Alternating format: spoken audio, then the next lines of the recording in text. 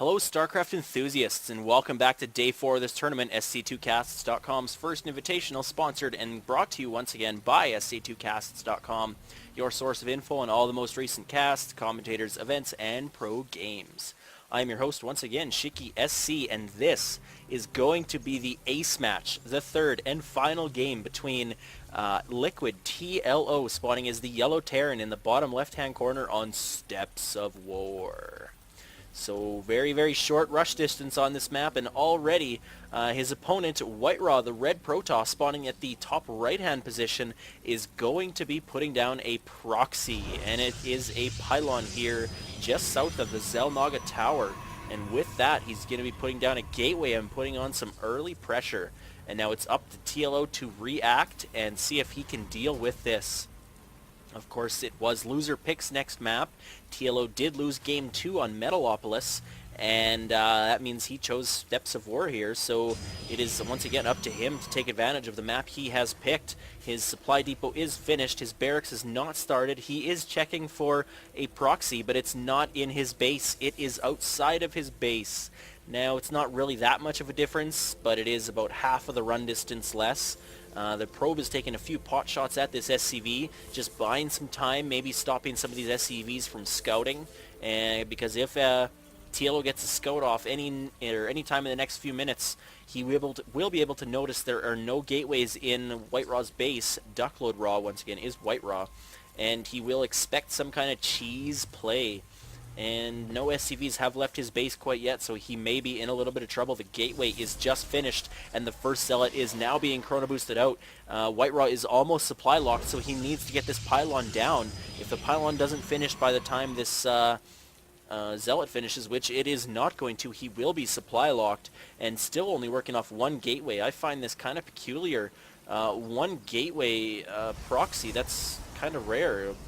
Watch, next he'll put a cybernetics core down and make it even weirder. But he does put a gas down, so I really don't know what WhiteRa's thinking right now, but he does have a zealot now inside of TLO's base. TLO is constructing a bunker here at the back of his mineral line.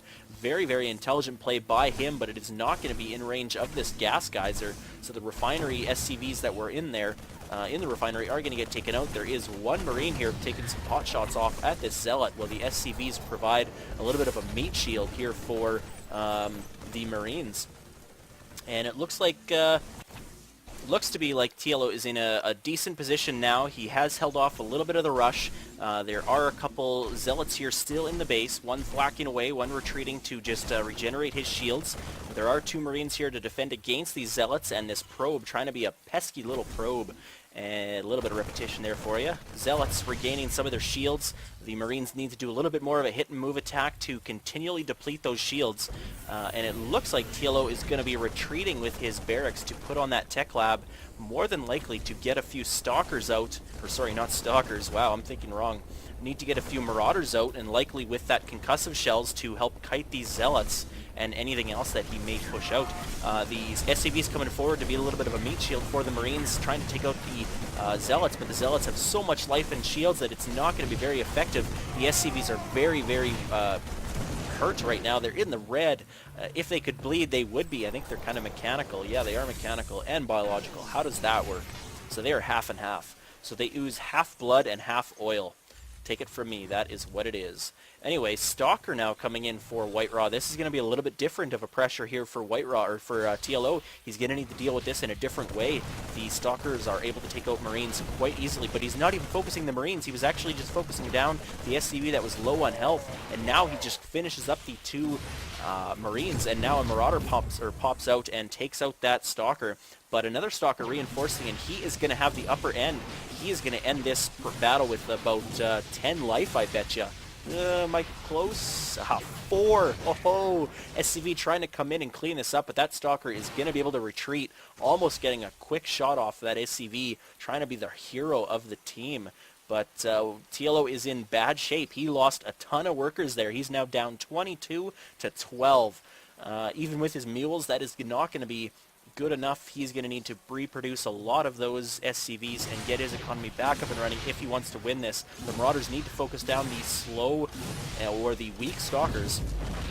course, if you do slow one, you might as well focus it down and kill it. And it looks like the Zealot is going to get out, and he's focusing down the pylon, but the Zealot is out now, being slowed as well. Marauders can easily kite those Zealots, though, with that concussive shell. And now 3 Marauders against 2 Zealots and 1 Stalker. The Stalker dies, and the Zealots are already almost dead as well. These Marauders are just a clear winner against these Zealots. They just need to keep targeting, just kind of back and forth, targeting the Zealots to keep them all slowed. If he could put 2 in one control group and 2 in another, but that's just too much micromanagement at this point.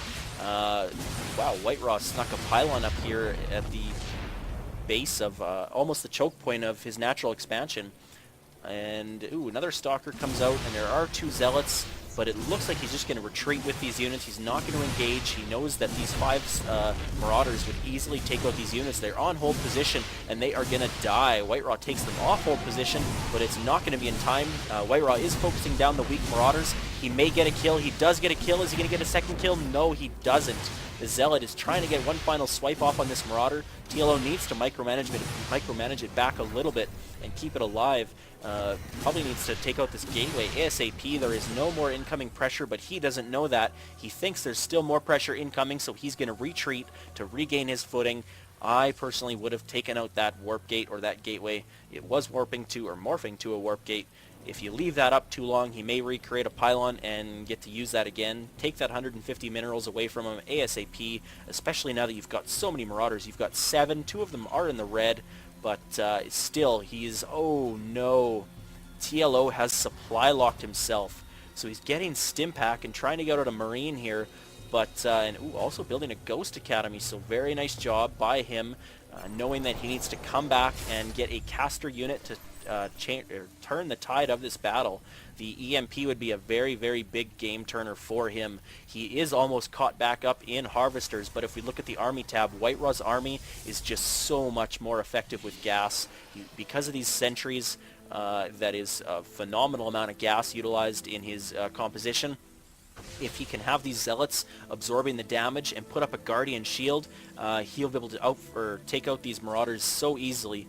TLO realizing this, he is going to retreat. Like I said, once again, come take this out, kill it. It doesn't need to be there. It's just one unit or one building that Duckload Ra should not have on the field.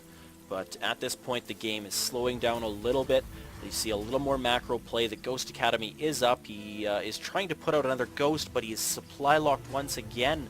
So TLO clearly a little bit thrown off on his game. He's been supply locked 2 or 3 times now. Because of that, he put out 2 supply depots so he could continually produce units, and he's now switched up to 2 Ghosts in production. And if those Ghosts can get out and get their EMP is ready, he may be able to come back in this game. Looking back at the income tab, he's still behind on Harvesters, and he probably always will be for the next foreseeable future. WhiteRa putting up his Nexus, it's about 1/3 of the way done. At the same time, TLO is putting up his command center, about 1/4 of the way done. So kind of neck and neck in that situation. But once again, looking at the army tab, well, it's a little bit closer now. TLO with these Ghosts coming out, that was a lot of gas that he needed to incorporate into his army. And of course, you need to balance your minerals and your gas very well into your army, because gas units tend to be a little more tide turner-ish than just mineral units like Zealots or Marines. WhiteRa does have an observer out on the field. That means he's got a robotics facility, and that means that he's getting immortals. That is already his 2nd immortal, so taking my eyes off that production tab, I missed that. And I don't know what the little... Yeah. Oh, that observer actually must have got scanned and killed, as it is no longer in the field and is no longer in the unit composition tab. So ground level 1 upgrade is finished for the Terran army, but the Ghosts do have enough energy for EMP. One nice EMP getting down, but not hitting the Immortals. He needs to hit those Immortals and those Sentries, because if he doesn't hit those Sentries, and he doesn't, WhiteRa, very, very great play by splitting up his Sentries, allowing him to continually force field this ramp. And because of that, TLO cannot push out. If he pushes out, he may only get half of his units out, and then another force field to come in. He needed those EMPs to hit those Immortals and those Sentries. And a little bit of a desperation play, all of the SCVs coming out, and a force field comes down and forces TLO to GG. So Liquid TLO with a great first game takes the first one. Very impressive Hellion play. That was great harassment. The second game, WhiteRa took it with a little bit more macro play and some obvious. He loves those void rays, but that was a large composition of his force for the most of the matchup. And game 3, WhiteRa is able to take it with some very nice early harassment, and TLO just could not get back on the right foot. He was backpedaling the whole game.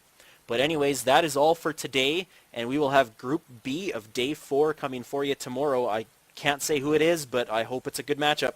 See you guys tomorrow.